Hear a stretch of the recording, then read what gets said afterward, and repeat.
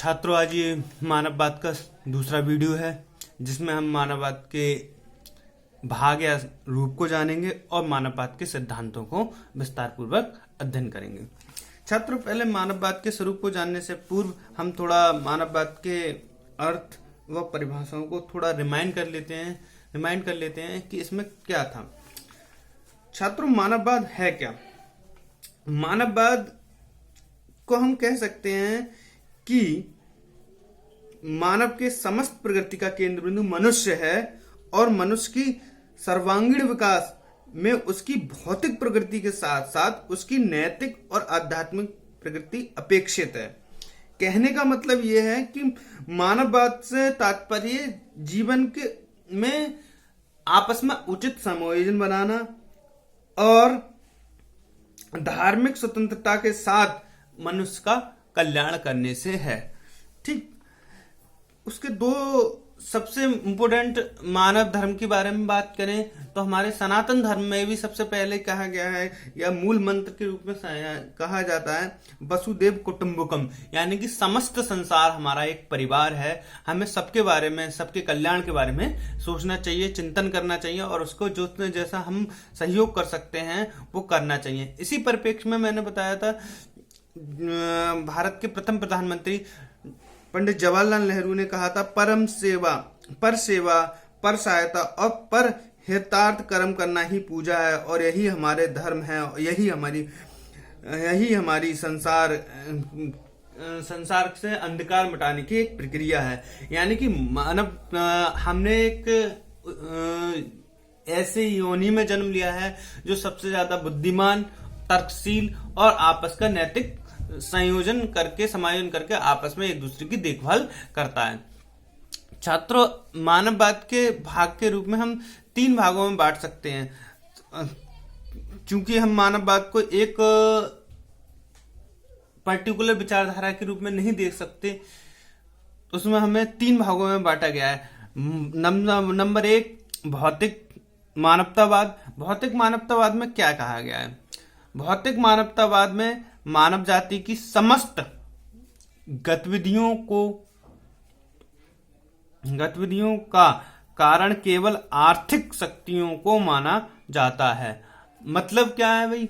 मतलब यह है कि जो भी गतिविधियां हो रही हैं और जो भी मानव की भौतिक शक्तियां हैं या जो भी मानव का कल्याण है उसका एक बिंदु है, वो है आर्थिक शक्ति। आर्थिक शक्ति मतलब पैसा, धन दौलत, इन्हीं से हमारा कल्याण हो सकता है। इसी परिप्रेक्ष्य में एक बात कही गई है पंडित जवाहरलाल नेहरू ने, इस संदर्भ में बहुत अलग बात है। मैं आपको बात को बताऊंगा। क्या कहा है कि तुम ईश्वर के बारे में बातचीत एक भूखे व्यक्ति से नहीं कर सकते।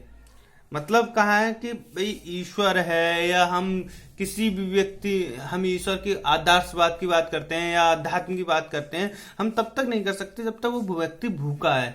अगर वो व्यक्ति भूखा है तो वो इन चीजों को नहीं समझ पाएगा। इसी संदर्भ में किसी कवि ने कहा है भूखे पेट ना हो भजन गोपाला। तो इस तरीके से कह सकते हैं कि हमें पहले अपनी आंतरिक आवश्यकताओं को, जो हमारी मुख्य आवश्यकताएं हैं, उन्हें पूरा करना होगा, क्योंकि भौतिक जगत ही सर पहले मायने रखता है। तो मानववाद ने कहा है कि भौतिक मानवतावाद में हमें आर्थिक संपन्न होना पड़ेगा। उसके बाद हमारा क्या है? नंबर 2, आध्यात्मिक मानवतावाद। मैंने बताया तो आध्यात्मिक मानवतावाद के समर्थक पंडित जवाहरलाल नेहरू, स्वामी विवेकानंद, रविंद्रनाथ टैगोर और महात्मा गांधी हैं भारतीय दर्शन में। तो उन्होंने आध्यात्मिकवाद को रविंद्रनाथ टैगोर ने इस तरीके से बताया है। रविंद्रनाथ टैगोर ने आध्यात्मिक मानवतावादी थे। उनका कहना था नर सेवा ही नारायण सेवा है। मनुष्य का दायित्व महामानव का दायित्व है। यानी कि मतलब क्या है? उन्होंने कहा कि आध्यात्म जो है, ईश्वर की सेवा किस तरीके से करनी चाहिए, हमें इस तरीके से सेवा करनी चाहिए जिससे मानव का कल्याण हो। भूखे को खाना दो, परेशान व्यक्ति का सहायता करो, यही ईश्वर की सेवा है। मानव की सेवा ही ईश्वर की सेवा है। हमें इस तरीके से आध्यात्म में विलीन नहीं होना है जिस तरीके से आडंबर कहा जा सकता है। जैसे उत्तर वैदिक काल में आडंबर को ही आध्यात्मवाद मान लिया गया। वैदिक काल में ईश्वर को ईश्वर की तरह माना है, परंतु उत्तर वैदिक काल में ईश्वर को एक आडंबर के रूप में माना है कि उसमें जो जातिवादी व्यवस्था थी, जिसमें केवल पूजा करने का अधिकार या मंदिर में जाने का प्रवेश ब्राह्मण, क्षत्रिय और वैश्य को था, शूद्रों को नहीं था।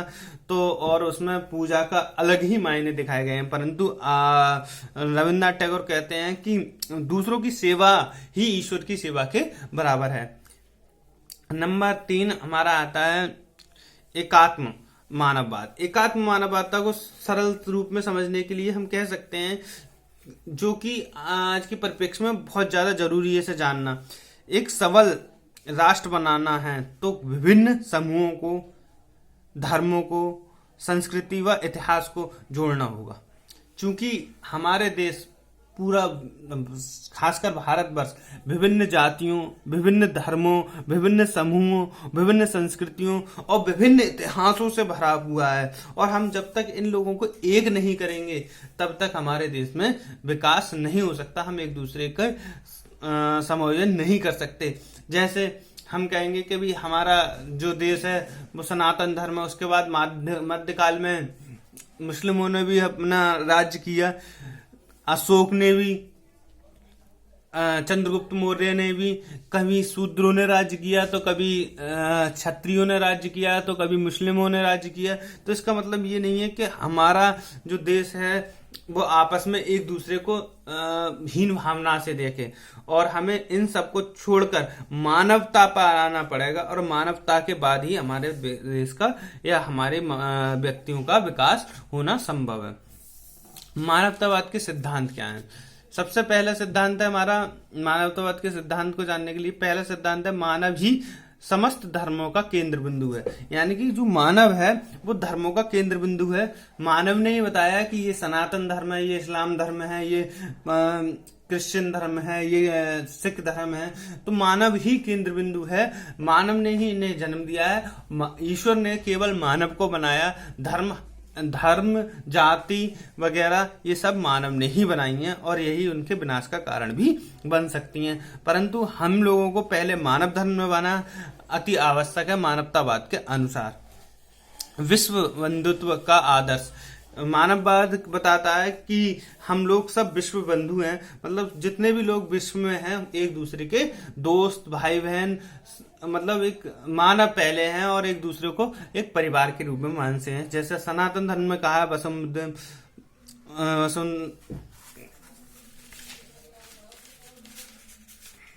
वसुदेव कुटुंबकम, वसुदेव कुटुंबकम, समस्त संसार हमारा परिवार है। स्वहित से परे परहित का ध्यान, स्वहित मतलब अपने से पहले दूसरों के हित का भी ध्यान हमें रखना होगा। उसके बाद आ जाता है स्वहित मतलब स्वयं का हित और दूसरों का हित पहले ध्यान में रखना पड़ेगा। उन्होंने माना है, मानवतावादियों ने माना है, बुद्धि व विवेक में आस्था रखते हैं। वो बुद्धि और विवेक में आस्था करते हैं, किसी भी चीज को ऐसे ही स्वीकार नहीं कर लेते हैं, वो बुद्धि और विवेक का प्रयोग करते हैं। नैतिक स्वतंत्रता पर बल, नैतिक स्वतंत्रता, मॉरलिटी पर ज्यादा विश्वास रखते हैं, एक दूसरे की सहायता पर ज्यादा विश्वास रखते हैं। और चूंकि मानवतावाद भौतिकवाद का भी एक स्वरूप है तो वो कहते हैं वैज्ञानिक तंत्र पर ज्यादा बल देते हैं। कहते हैं विज्ञान ही हमारे मोक्ष का द्वार खोल सकती है, हमें विज्ञान से ही, विज्ञान को एक सही तरीके से यूज करना चाहिए जिससे हमारे कल्याण हो। जैसे हम आजकल क्या करते हैं, विनाश पे ज्यादा बल देते हैं कि परमाणु बम, हाइड्रोजन बम, क्या क्या वगैरह। मगर हम वैज्ञानिक दृष्टिकोण से देखें तो मानव कल्याण पर ज्यादा बल देना चाहिए। जैसे डॉक्टर्स हैं, अच्छी अच्छी दवाइयां बनाते हैं। आज कोरोना ऐसी महामारी को निपटने के लिए हम अब ध्यान रख रहे हैं, पहले से हम इस चीज को देखते तो हमारा कल्याण अवश्य होता। Thank you very much.